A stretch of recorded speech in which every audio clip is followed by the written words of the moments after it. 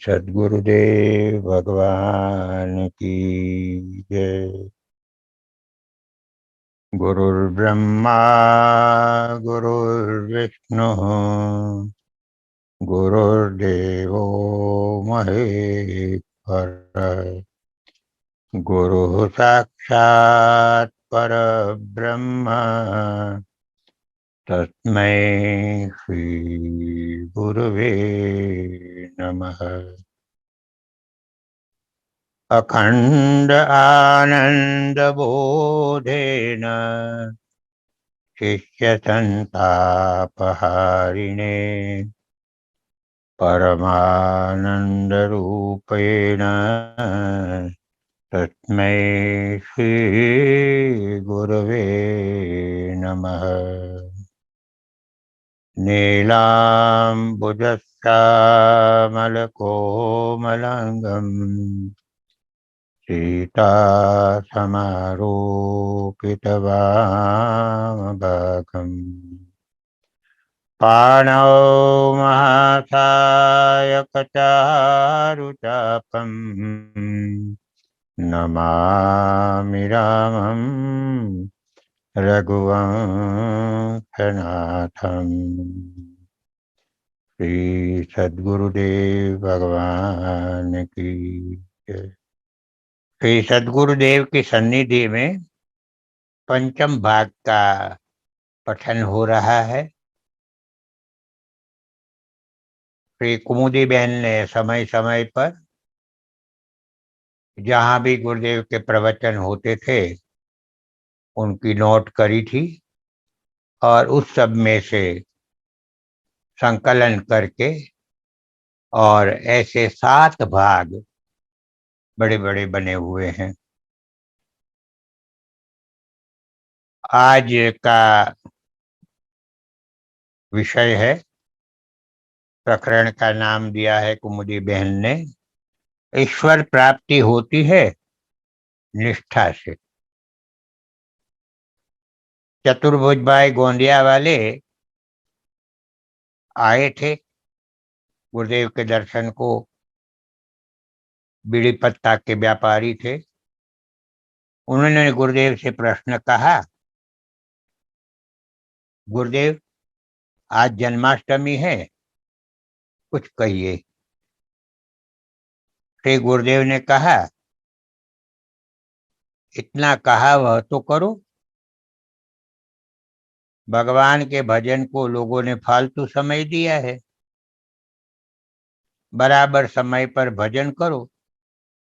एक हो सकता है, 2 नहीं हो सकते। भगवान के भजन को 1 घंटा या 2 घंटा अनिवार्य समझकर समय निकालो। भले मन बीड़ी पत्तों के व्यापार में जावे, किंतु नियम पूर्वक बैठो।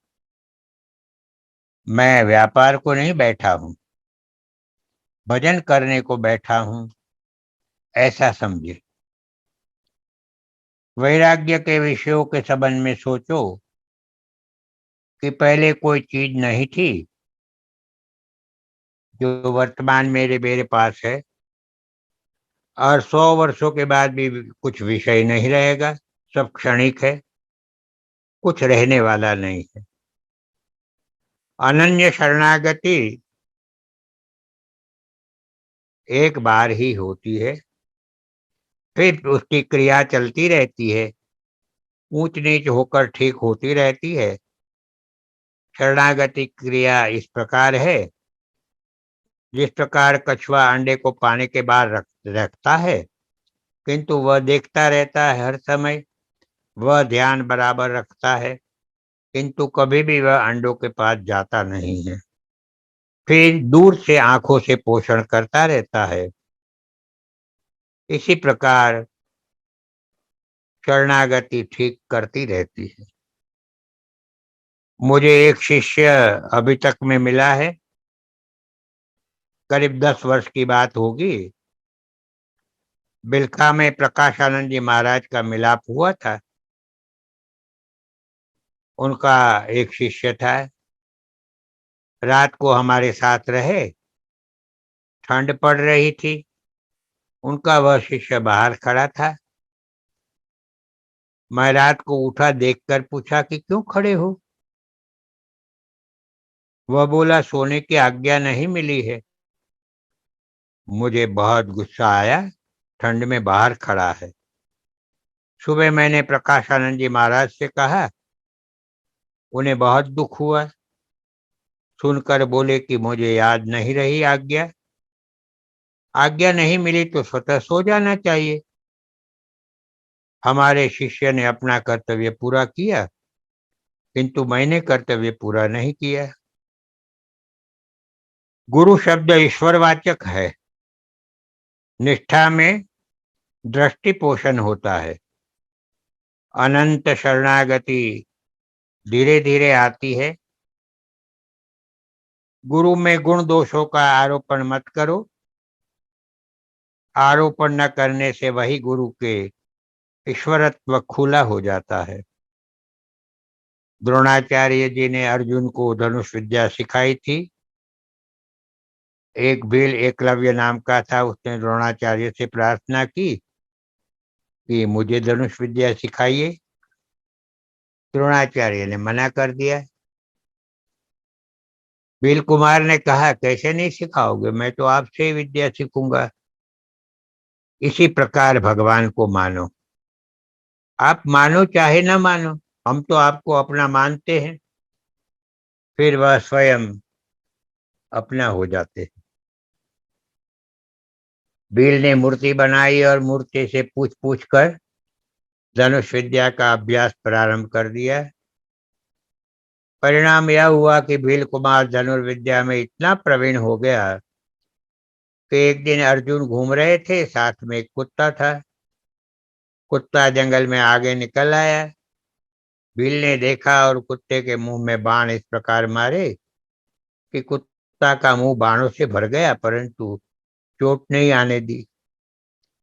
कुत्ता अर्जुन के पास आया, तब देखकर अर्जुन को बड़ा आश्चर्य हुआ कि ऐसा कौन धनुष बाण चलाने वाला है कि कुत्ता का मुंह बाणों से भर दिया, किंतु चोट नहीं लगी। कुत्ता समझदार था। वह भील के पास अर्जुन को ले गया। अर्जुन ने पूछा तो भील ने कहा कि मुझे धनुष विद्या द्रोणाचार्य जी ने सिखाई है।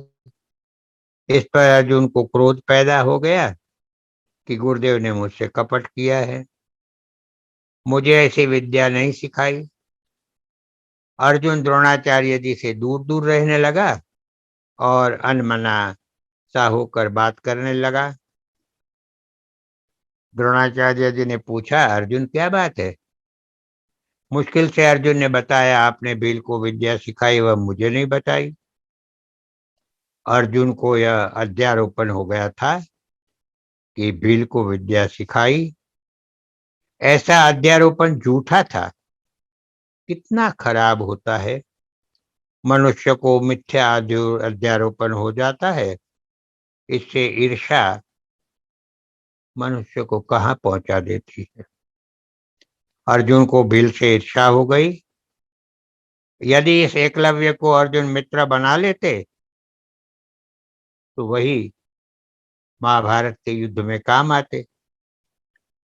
द्रोणाचार्य जी ने भील से पूछा कि मैंने तुम्हें कब धनुष विद्या सिखाई है? भील उस स्थान पर द्रोणाचार्य जी को ले गया। देखा कि द्रोणाचार्य जी की मूर्ति प्रतिमा बनी है, अगरबत्ती धूप आदि लगे हैं। द्रोणाचार्य जी ने भील से दक्षिणा में हाथ का अंगूठा मांगा। भील ने दे दिया, वह खुश हो गया। द्रोणाचार्य जी ने आशीर्वाद दिया कि तुम्हारे पांव का अंगूठा काम करेगा। भील पांव के अंगूठा से बाण चलाने लगा। निष्ठा परिपक्व होनी चाहिए। ईश्वर प्राप्ति होती है निष्ठा से। निष्ठा इतनी परिपक्व होने के कारण भील स्वयं बाण विद्या सीख गया। एक बार नारद जी एक शेर जी को भगवान के पास ले गए और कहा, भगवान यह बहुत दुखी है, इसके औलाद बच्चा नहीं होते हैं।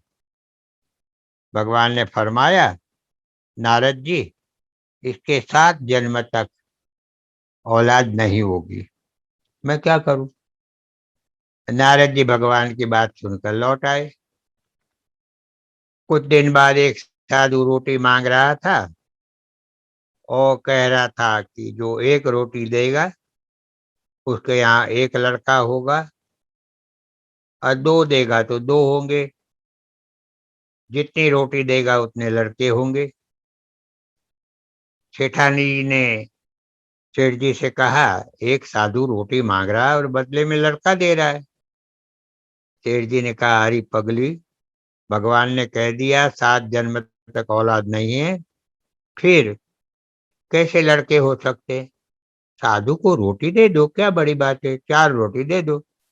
सेठानी ने 4 रोटी दे दी। साधु ने कहा 4 पुत्र होंगे, और वह चला गया। समय बीतता गया और 4 लड़के सेठ जी के हो गए। पुनः नारद जी उधर से निकले। सेठ जी से पूछा, किसके लड़के हैं। सेठ जी ने कहा, भगवान आपके ही है और आप ही की कृपा से हैं। 4 रोटी वाली बात नारद जी को बता दी। नारद जी को बड़ा क्रोध आया कि भगवान ने कहा था 5-7 जन्म तक औलाद नहीं है, फिर यहाँ तो 4 हुए हैं, कैसे हो गए। नारद जी भगवान के पास गए। भगवान ने देखा कि नारद आज नाराज है, इसलिए छिप जाना चाहिए और युक्ति निकालना चाहिए। भगवान ने सोचा कि प्रेमी की यह कमजोरी है कि स्वास्थ्य खराबी का सुनकर सब क्रोध शांत हो जाता है। इसी प्रकार स्त्री कितनी भी घर वालों पर अप्रसन्न हो, लेकिन जैसे मालूम हो कि वो अस्वस्थ है, वे फौरन क्रोध शांत होकर उपचार की फिक्र हो जाती है। तब भगवान भी बीमार हो गए। नारद जी से कहा, मेरा स्वास्थ्य ठीक नहीं है। वैद्य जी ने कहा है कि आदमी का कलेजा चाहिए, तब यह दर्द ठीक हो सकता है। नारद जी तत्काल वापिस हो गए, कहा कि मैं कलेजा लाता हूँ।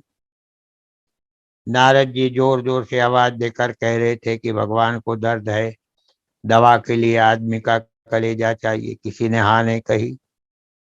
विचरते विचरते उस साधु की तरफ गए।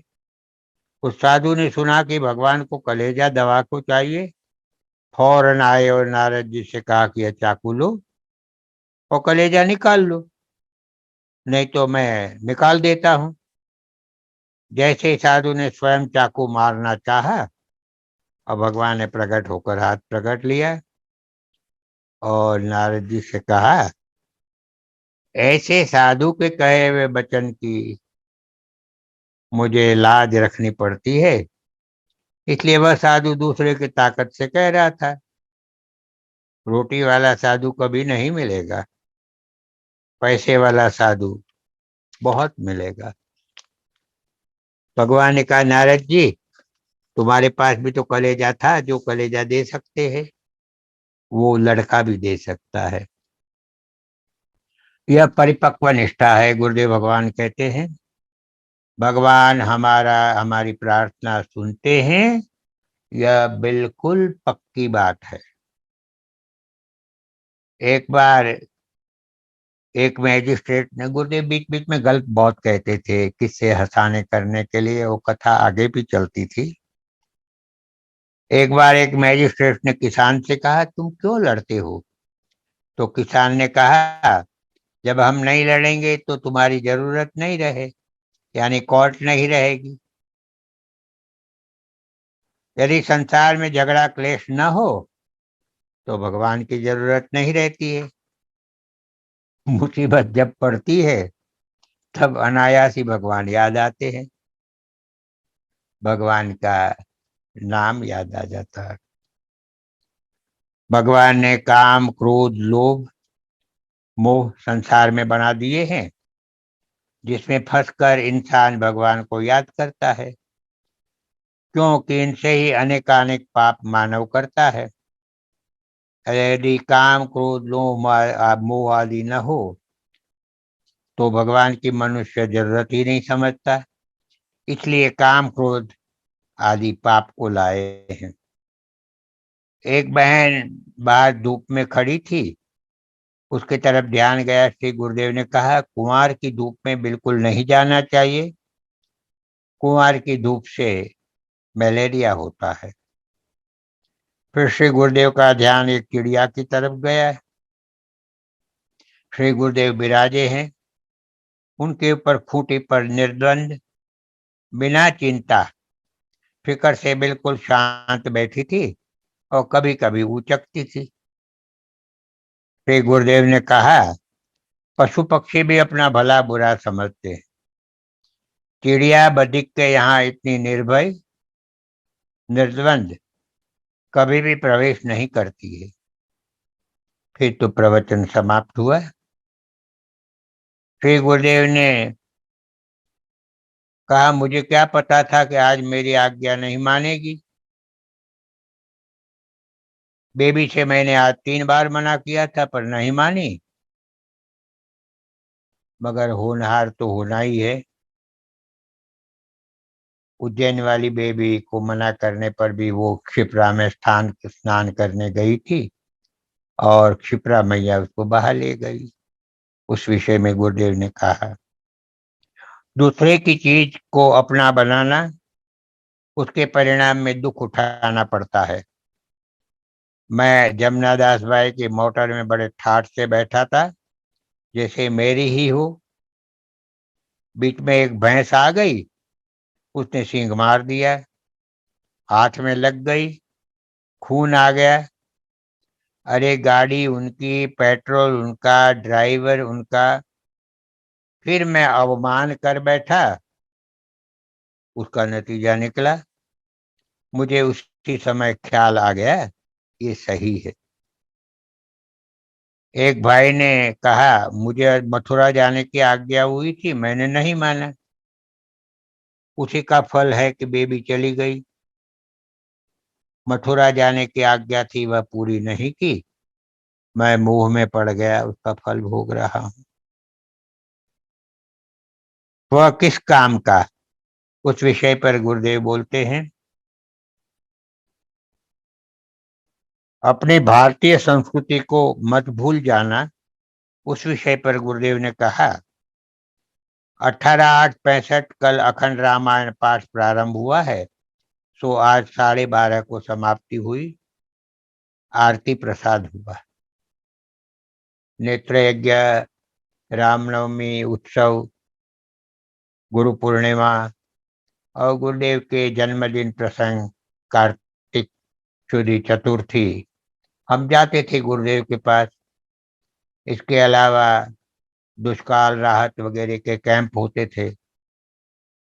तब गुरुदेव कई बार अखंड रामायण के पाठ का आयोजन करते थे और सभी भक्त लोग अपनी सुविधा अनुसार 1 घंटा से 3 घंटा या अधिक बैठते थे और अखंड रामायण का पाठ हो जाता था।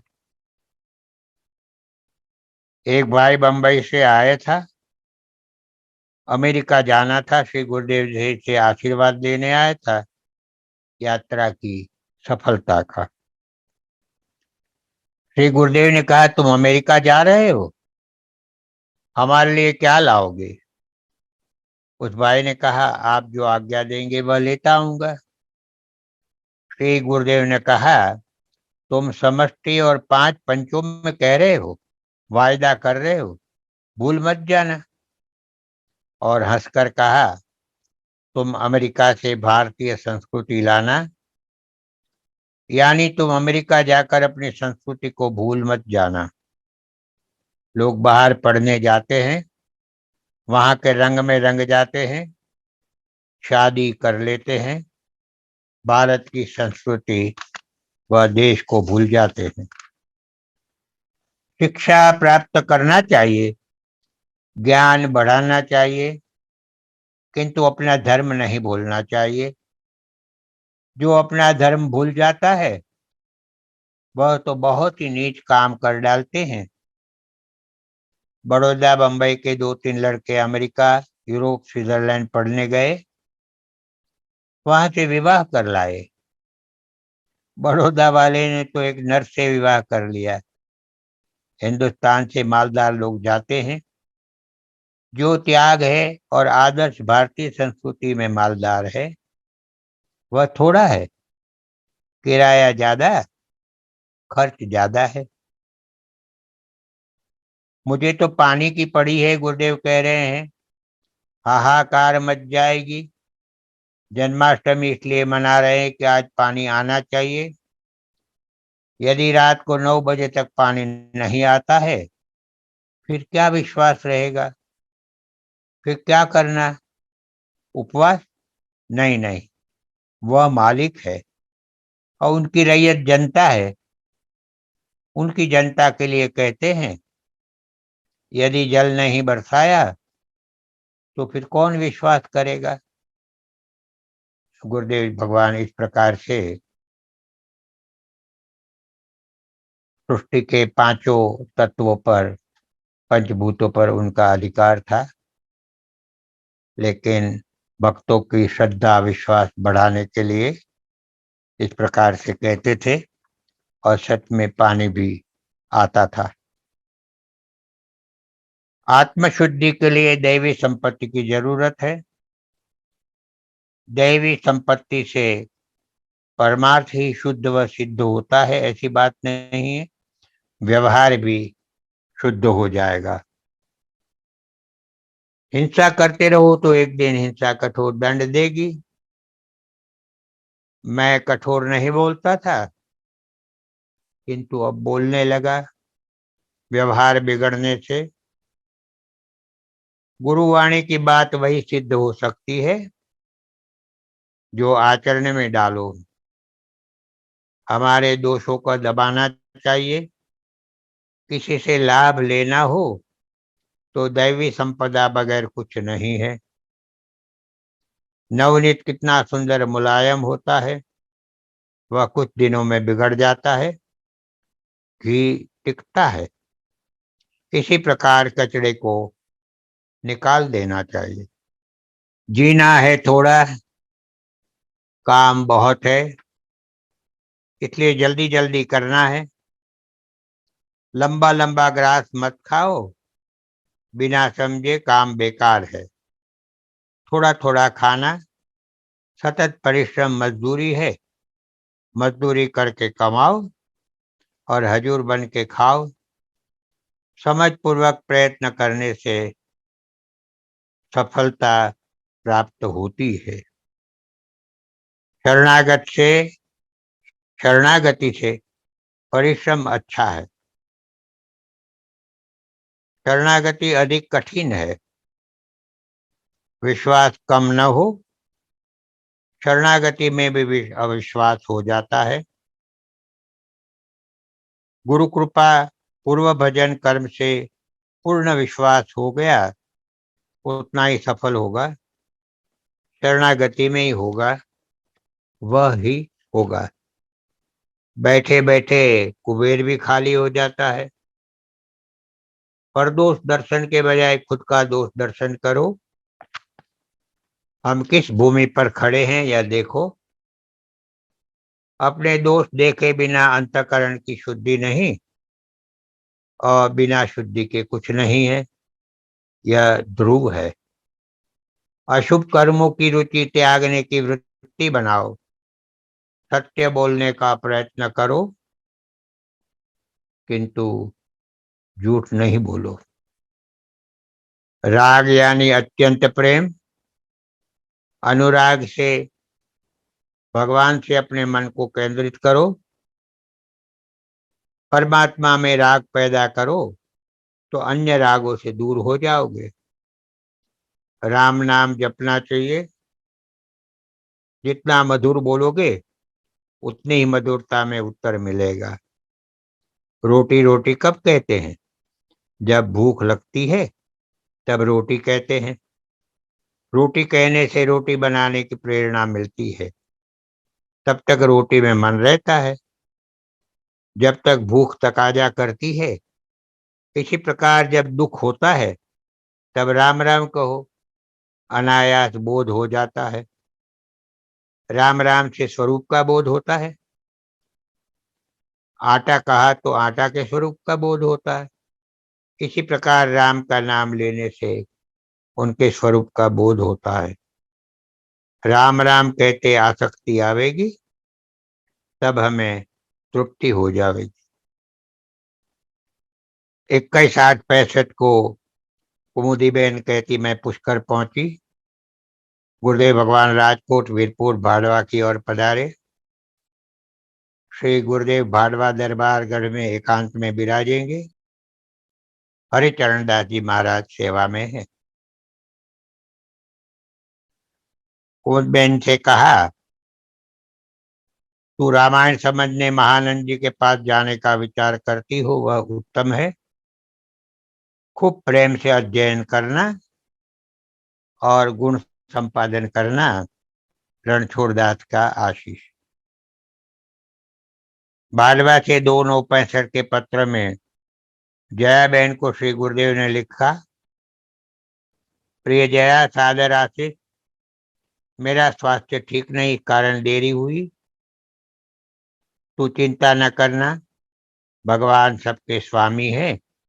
तुम खूब धीरज से काम करना, हिम्मत रखना।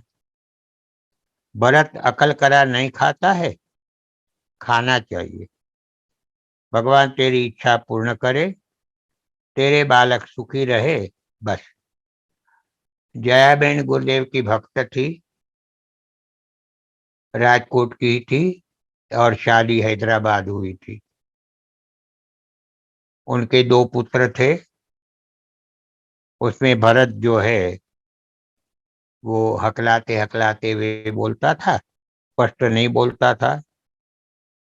गुरुदेव ने अकल करा को खिलाने के लिए कहा था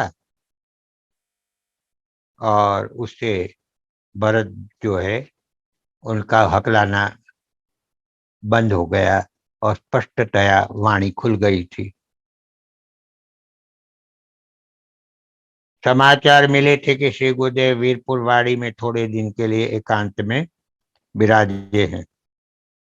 वीरपुर से 5/9/65 को गुरुदेव ने पत्र में लिखा, प्रिय कुमुद, सादर आशीष। स्वास्थ्य ठीक नहीं, बस और क्या लिखूं। धीरज रखना, स्वामी जी से रामायण अध्ययन करना, सेवा करना बने जैसी। मेरे शरीर का भरोसा न करो कुमुद, तुमको मैंने कभी उपेक्षा युक्त नहीं देखा, पर सुखी न बना सका।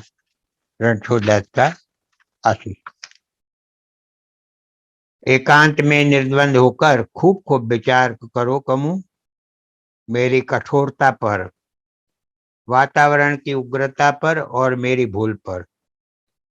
कोई करे अपराध और पाव फल भोग, माँ मेरे पास बराबर आती है और मैं आराम करता हूँ। स्वास्थ्य ठीक है, उल्टी भी सीधी हो गई है। सुन तो, जो विधि मेरा स्वास्थ्य ऑल राइट करने की लिखी, वह 100% ठीक है, परंतु ऐसा होना कठिन है हो। इसी वक्त 5/9/65 को पाकिस्तान ने लड़ाई छेड़ दी। भाड़वा दरबार चंद्र सिंह जी के पुत्र राघवेंद्र सिंह जी ने बताया कि वीरपुर पधारने के पहले श्री गुरुदेव भाड़वा विराजते थे। साथ में 2 बहन थी। पूज्य श्री देश की बहुत चिंता करते रहते। आप श्री का उतारा कोठा के कमरे में रखा था। समय समय पर श्री गुरुदेव कोठा की छत पर घूमने को पधारते। कोठा पर से दूर दूर देखते रहते और एक दिन कहा कि सरहद पर कुछ गड़बड़ चल रही है, सीमा पर मुझे जाना पड़ेगा। उसी दिनों में वीरपुर से पूज्य गिरधर राम बापा सपरिवार पूज्य श्री के दर्शन को आए।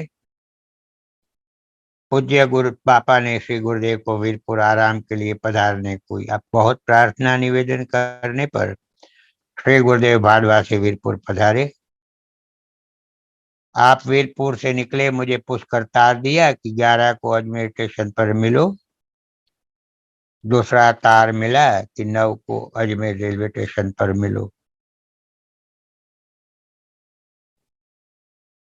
साधु संत अपने देश की परवाह करते हैं, चिंता भी करते हैं, रक्षा भी करते हैं।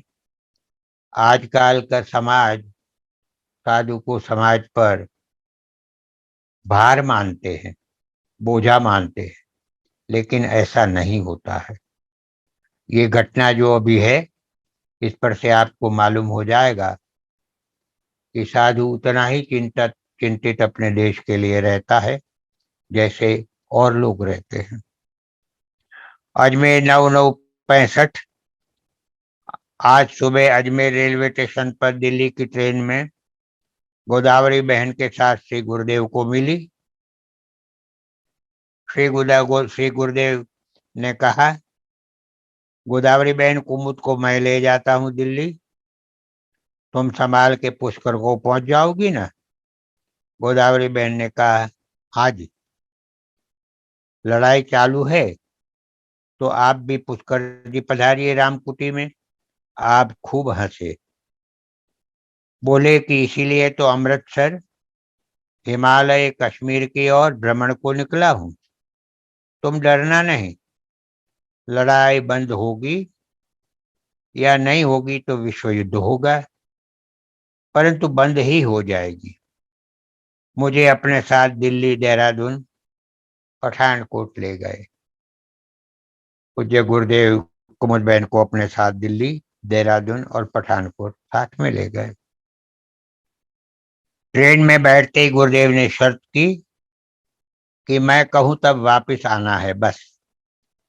मैं चुप रही। बाद में ट्रेन में भी श्री गुरुदेव कई कई शर्त रखते रहे।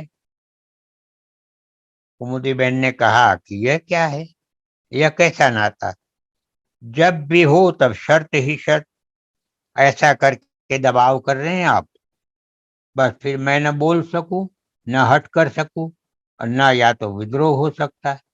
ये तो बेचैनी है भगवान, हिंसा है। श्री गुरुदेव खूब ग्लानि से गदगद हो उठे। कमु, मैं क्या करूं? पूर्व संस्कार मुझे दिखते हैं, मालूम है, तुझे दिखते नहीं, याद भी नहीं, परंतु उन्हीं के अनुकूल मुझे पहले से इस वक्त सावधान रहना पड़ता है। मैं जो चाहता हूं और जो मैंने सोचा है वही बराबर है। तू भले मुझे सब कुछ कह ले और खूब गुस्सा कर ले, मैं तो मेरा सोचा हुआ ही करूंगा। कुमुदबेन कहती है, संस्कारी थी और धर्म के रहस्य को खूब पढ़ा भी था, गुरुदेव से अनुभव भी लिया था। कहती है, सुनते ही मेरी वाणी तो चुप हो गई, परंतु मेरा मन भी बिल्कुल शांत हो गया। तो मैं आगे कुछ बोली नहीं। आधा पौना घंटा शांति से मौन में ही बीता।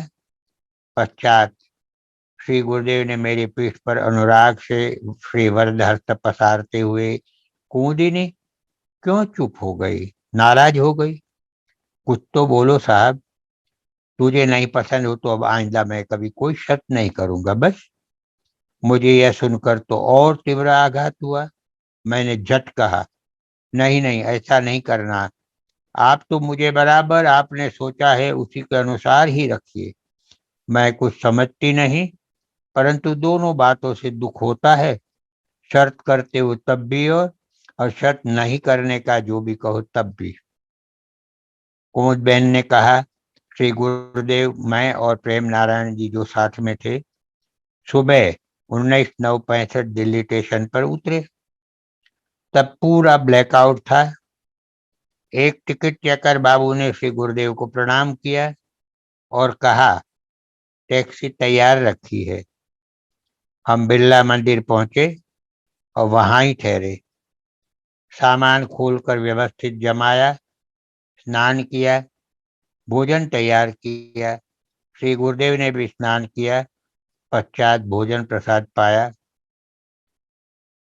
मैं जब सब कार्य से फुर्सत पाई, तब श्री गुरुदेव ने मुझसे पूछा कुमुद, वह बाबू कौन था?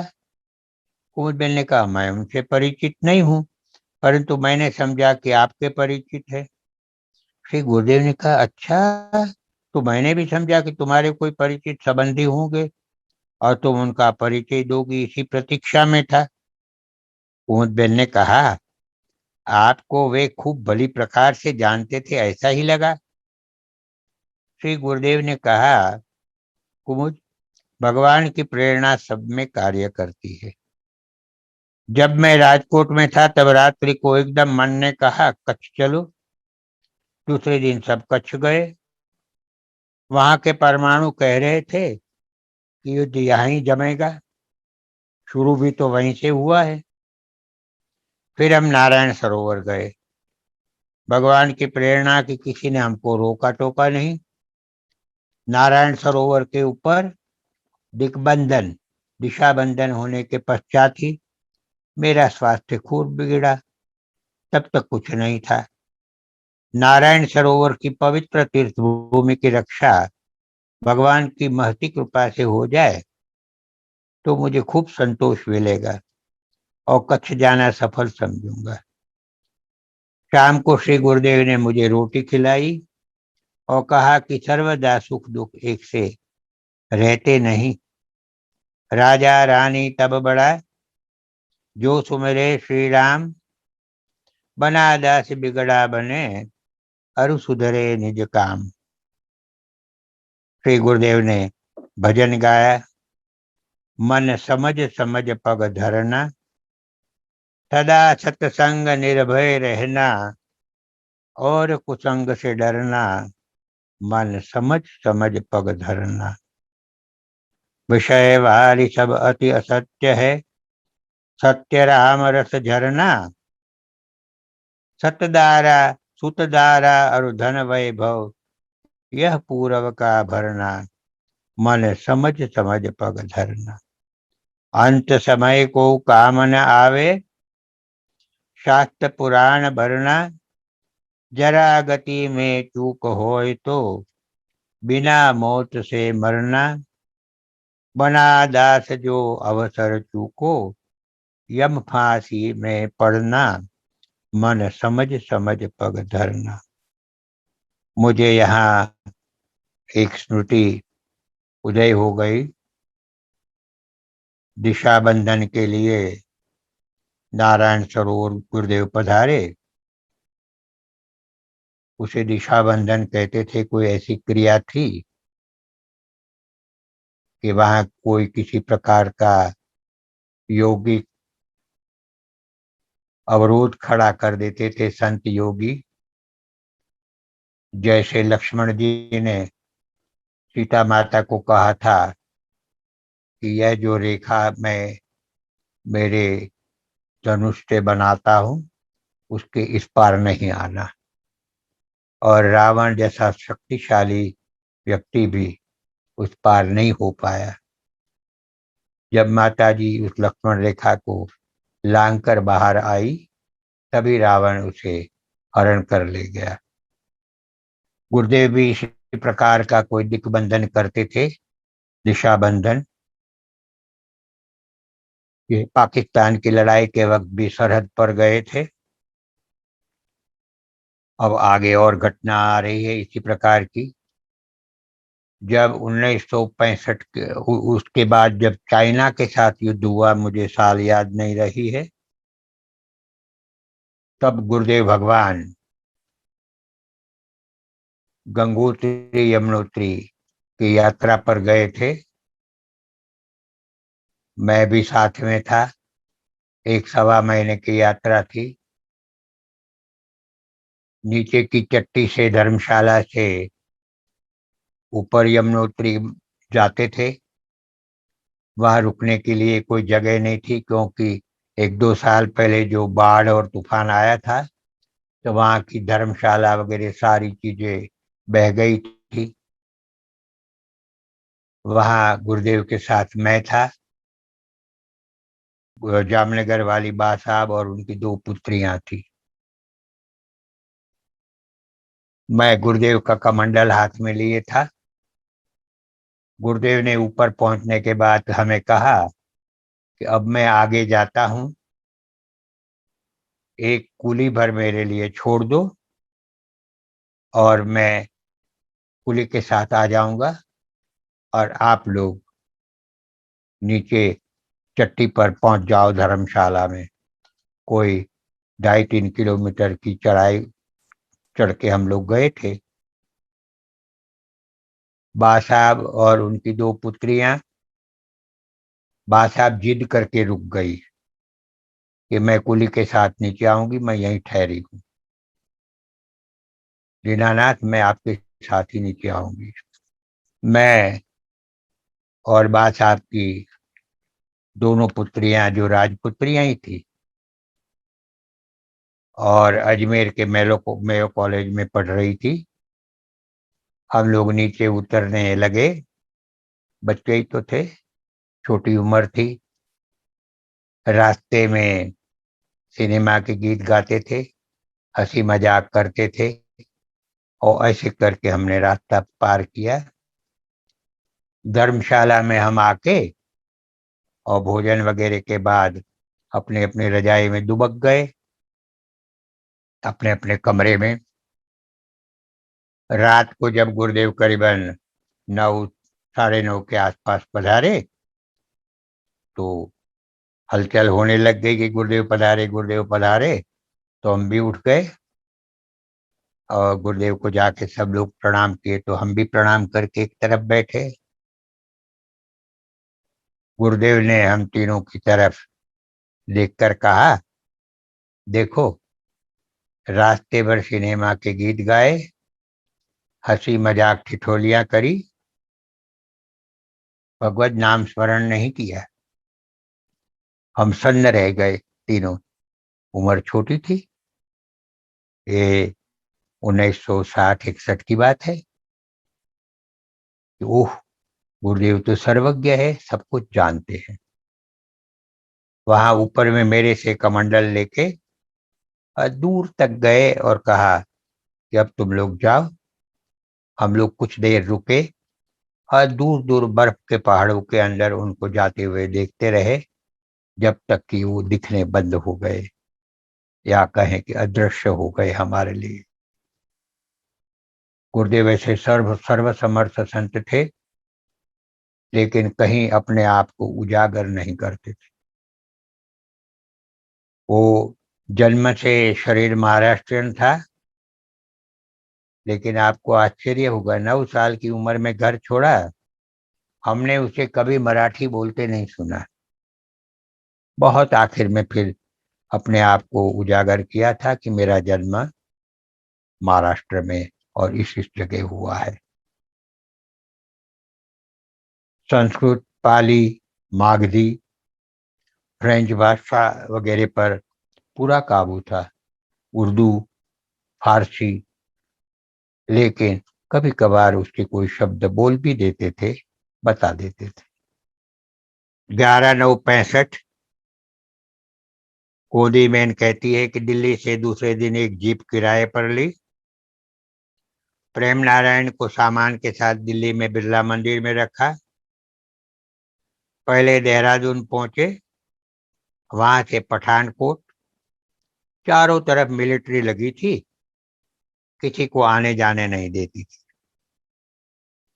कर्नल कौल नाम के एक अफसर ने श्री गुरुदेव के साथ में बहुत बातें की और आखिर में जानना चाहा कि आप क्यों आगे सरहद पर जाना चाहते हो। श्री गुरुदेव ने कहा, इसलिए कि मैं भारतीय हूं और साधु हूं। मेरे हृदय की बेचैनी को कम करने को मुझे जाना है। मातृभूमि की जिस मिट्टी, जलवायु आदि से मैं पला हूं, पोषित हुआ हूं और आज अभी जिंदा हूं, उन्हीं के लिए मुझे जाने दो। बस इतना ही मैं कह सकता हूं। कर्नल कौल ने कहा, आप सरहद पर जाकर करोगे क्या। इस वक्त और 8-10 अफसर वहां आ पहुंचे। गुरुदेव ने कहा, मैं कुछ नहीं करूंगा, सिर्फ हमारी भूमि पर बैठूंगा और जहां तक निगाह और मन पहुंचेंगे जी भर के देख लूंगा और भगवान से प्रार्थना करूंगा, बस। इसके अतिरिक्त कुछ नहीं करना है, सिर्फ 4 घंटे। कर्नल कौल ने कहा, देखिए बाबा जी, सरहद पर जाने में जान का खतरा है, कभी भी कुछ भी हो सकता है। ऊपर से आपके साथ में यह बहन भी है, कुछ भी हो गया तो जिम्मेवारी आपकी रहेगी। श्री गुरुदेव ने कहा, यह बात मुझे मंजूर है, पूरी जिम्मेवारी मेरी है। आप तो भगवान के लिए हमें जाने की अनुमति दीजिए, सिर्फ 4 घंटे के लिए। कर्नल कौल ने कहा, आपकी यह किराए की जीप को मैं जाने नहीं दे सकता। आपको मिलिट्री की जीप दी जाएगी, लेकिन उसके पहले हमें कुछ उपदेश व गीता ज्ञान बताइए। श्री गुरुदेव ने मुझे गुजराती में कहा, कुमुदी बहन कहती है कि गुरुदेव ने मुझे गुजराती में कहा, अब हम हिंदू है या नहीं, इसको टटोला जाता है। हम 15वां और 12वां अध्याय बोलेंगे। दोनों अध्यायों का पाठ पूर्ण हुआ। अफसर ने दी हुई जीप में श्री गुरुदेव को बहुत ही आदर पूर्वक बैठाए। श्री गुरुदेव की आज्ञा अनुसार मैं भी बैठी। अफसर ने श्री चरणों में प्रणाम करते हुए कहा, मैं भी आपसे प्रार्थना करता हूँ कि आप भारत माता की रक्षा के लिए प्रार्थना जरूर करिए। श्री गुरुदेव ने कहा, भारत की विजय होगी और युद्ध ज्यादा दिन तक नहीं चलेगा। 4.5 घंटे बाद हम वापस लौटे, वही अफसर को मिले। श्री गुरुदेव ने अश्रुपूर्ण नेत्र से और गदगद कंठ से अत्यंत प्रेम से कहा, आपको मैं हार्दिक धन्यवाद देता हूँ, आपको लाख लाख धन्यवाद देता हूँ। भगवान आपको सुखी रखे। 5 दिन के बाद कुमुदी बहन कहती, मैं पुष्कर पहुंची और आप श्री जयपुर मथुरा की ओर पधारे। बलवंत भाई उस वक्त के गुजरात के मुख्यमंत्री, उसके विषय में पुष्कर 1965 को वहां के पंडा श्री रतनलाल जी ने आकर समाचार दिए कि बलवंत भाई और सरोज बहन के प्लेन को पाकिस्तानियों ने उड़ा दिया। दोनों की मृत्यु साथ साथ में इस प्रकार हो गई। ये घटना तो बड़ी प्रसिद्ध है कि युद्ध हो रहा था तो सरहद पर बलवंत भाई निरीक्षण करने के लिए गए, साथ में उनकी पत्नी भी थी, और गलती से या संयोग से उनका प्लेन पाकिस्तानी सरहद के अंदर चला गया और उनके प्लेन को मार गिराया गया। श्री बलवंत भाई मेहता को श्री गुरुदेव के प्रति अनन्य श्रद्धा थी। भावनगर, राजकोट व बंबई में कई दफे दर्शन व सत्संग को आ जाते थे। श्री गुरुदेव को बलवंत भाई की सच्चाई पर अत्यंत सम्मान व प्रेम रहा। कई बार कई कई आवश्यक बातें श्री गुरुदेव स्वयं अपनी तरफ से ही बलवंत भाई को मिलने पर कहते, न मिलने पर भी संदेशा के द्वारा कहलवा देते। एक बार भावनगर में बलवंत भाई को कहा, आपको कुछ ही दिनों में महुआ जाते समय प्लेन का एक्सीडेंट का अनुभव होगा। फिर जब श्री गुरुदेव के साथ में पुष्कर थी, तब सरोज बहन का पत्र मिला कि प्लेन का एक्सीडेंट हो गया, प्लेन टूटा, हम दोनों बच गए हैं महाराष्ट्र की दया से। एक और घटना की कुमुद बहन कहती, मुझे याद है, एक बार श्री गुरुदेव के भ्रमण में मैं साथ में थी। राजकोट पधारते समय राजकोट के ठाकुर साहब कुछ दूर तक आए थे। जब ठाकुर साहब राजकोट जा रहे थे तब श्री गुरुदेव ने कहा, आप मेरा एक संदेशा बलवंत भाई को वे जहां हो वहां पहुंचा देना कि खारसिया गांव में न जावे। इसके पश्चात बलवंत भाई मिले तब उन्होंने कहा कि आपने खारसिया जाने की नाह कहलवाई, वह संदेशा मुझे जब मिला तब मैं वहां जा ही रहा था, फिर नहीं गया। परंतु दूसरे दिन मालूम हुआ कि उसी रात्रि को डाकू भूपत ने खारसिया में 4 हत्या की। तब मुझे बहुत दुख हो गया कि मैं वहां होता तो ऐसा नहीं होता। गुरुदेव ने कहा कि नहीं बलवंत भाई, ऐसी बात नहीं है। देखो, भूपत को तुम्हारी हत्या कर डालने में कोई हिचकिचाहट नहीं होती। भूपत सौराष्ट्र गुजरात में बहुत बड़ा डाकू हो गया।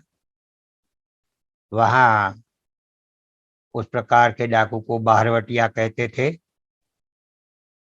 वो बस घर से गांव से बाहर निकल जाते हैं और जो शासन होता है उनके साथ लड़ते रहते हैं और निर्दोष जनता की हत्या भी करते रहते हैं, जिससे सारी जनता डरती है गांव में और उसका कहीं सुराग नहीं दे पाता, कोई देता नहीं है डर के मारे।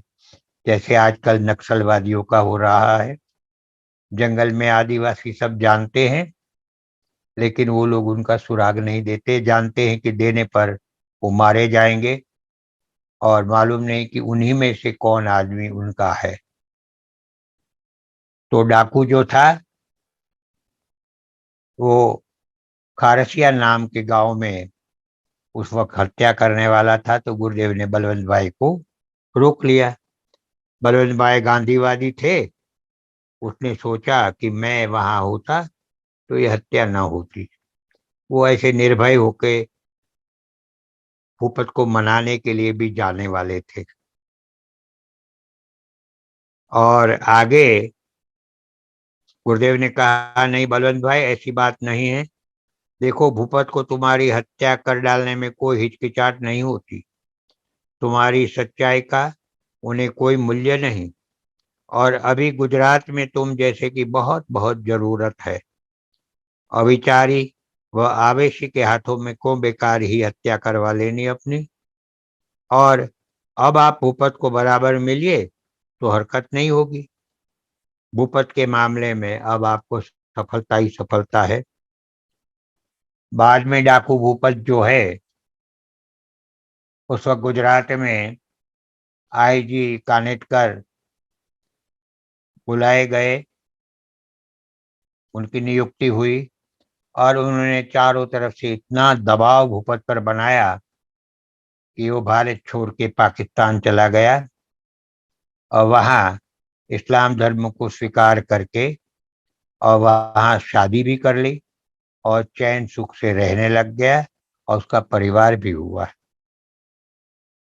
होनहार की प्रबलता की यही बलवंत भाई और सरोज बहन ने श्री गुरुदेव के प्रति अनन्य श्रद्धा होने पर भी श्री गुरुदेव की आज्ञा का उल्लंघन किया, जानते हुए भी। क्योंकि उनकी इतनी सच्चाई थी कि देश पर युद्ध समय की ऐसी आपत्ति के समय हम 15 दिन के लिए तो क्या, एक दिन के लिए भी किस प्रकार अहमदाबाद छोड़ के आराम को जाए। श्री गुरुदेव ने उज्जैन से 12/8/65 को पत्र में कुमुद बहन से कहा कि आज अभी अहमदाबाद सरोज बहन को फोन कर दो कि अभी सितंबर में अहमदाबाद रहना नहीं और 20-25 दिन का आराम का प्रोग्राम बना ले। कहीं भी जाओ, परंतु अहमदाबाद सितंबर के लिए छोड़ दो। मैंने सरोज बहन को बराबर कह दिया। वे भी समझ गई थी कि इतना भारपूर्वक और आदेश पूर्वक श्री गुरुदेव कह रहे हैं, जरूर बलवंत भाई की जिंदगी के लिए खतरा होगा। गुजरात के मुख्यमंत्री के पद से आज से बराबर 2 साल पहले इसी तारीख को आए थे। तब उनका तार श्री गुरुदेव को मिला था और आज वे नहीं है। 25/9/65 को माँ व हरिभाई को पत्र में लिखा, शरीर अत्यंत कृश हो गया है। भारत की स्थिति गंभीर है। चलने फिरने से शरीर ना कहता है। वमन तो ठीक पर कमजोरी बहुत हो गई। हरिभाई, जीवन जीवन नहीं है। माँ, चिंता नहीं करना। यदि हो सका तो चतुर्थी को तैयार रहना आने को। और तो क्या। रणछोड़दास का आशीष। पुष्कर 29/9/65 को गुरुदेव ने पत्र लिखा। बीकानेर से पत्र मिला कि यह सच है कि दुख के अतिरिक्त तुझे मेरे से कुछ मिला नहीं। कुमुदी बहन को जो पत्र लिखा था, मैंने कभी उपेक्षा युक्त तुमको देखा नहीं, पर सुखी न बना सका। मेरे प्रयत्न स्वस्थ होने का निरर्थक गए। अब तो जीवन पराधीन हो जाएगा ऐसा लगता है। अब बिल्कुल चल नहीं सकता। मेरा शरीर खलास हो चुका है कुमुद। वायु में दिन प्रतिदिन विकृति होती जाती है। इच्छा होने पर भी कुछ नियम नहीं कर सकता हूँ।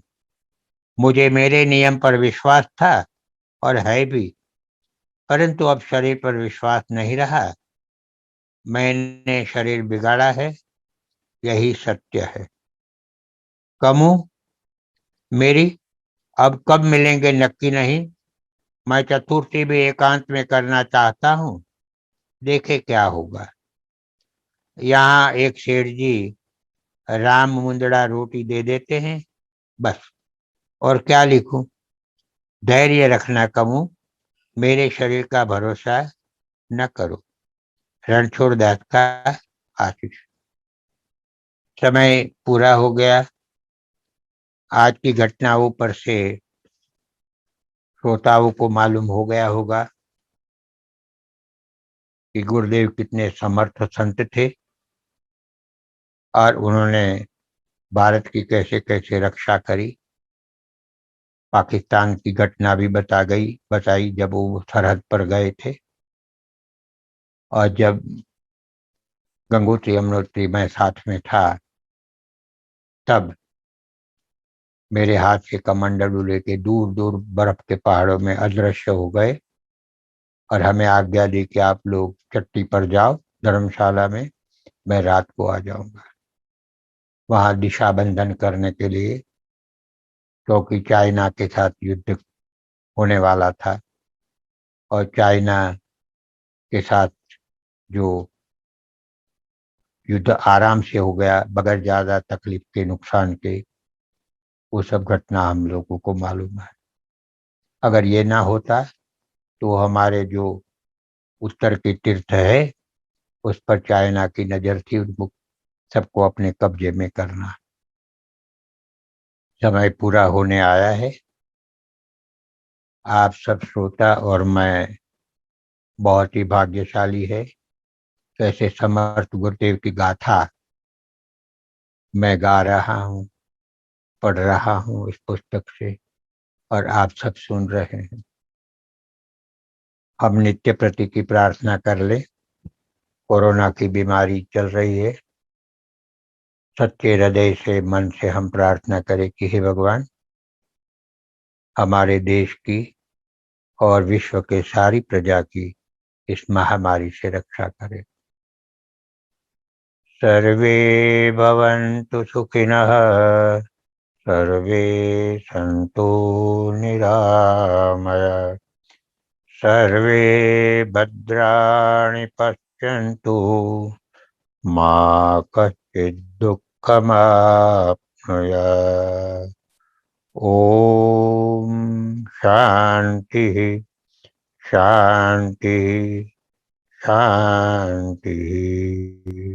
श्री सद्गुरुदेव भगवान की जय। श्री रामचंद्र भगवान की जय।